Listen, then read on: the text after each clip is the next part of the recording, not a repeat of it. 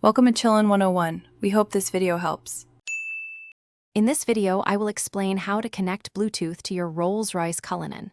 First, ensure your vehicle's infotainment system is powered on.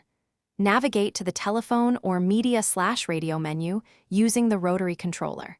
From there, select the option to manage mobile devices or connect new device to begin the pairing process. This prepares your Cullinan to find your smartphone, making it ready for connection. Next, grab your smartphone and open its settings. Locate the Bluetooth menu and switch it on. It's important to make your phone discoverable so your Cullinan can find it. Your vehicle's system will then automatically begin searching for nearby Bluetooth devices. This crucial step ensures both your car and phone are ready to communicate and establish a link. Once your phone detects the Cullinan, select its name, often appearing as Rolls Royce or a specific code, from your phone's Bluetooth list. A unique pairing code will then appear on both your phone and the Cullinan's display. Verify that these codes match exactly.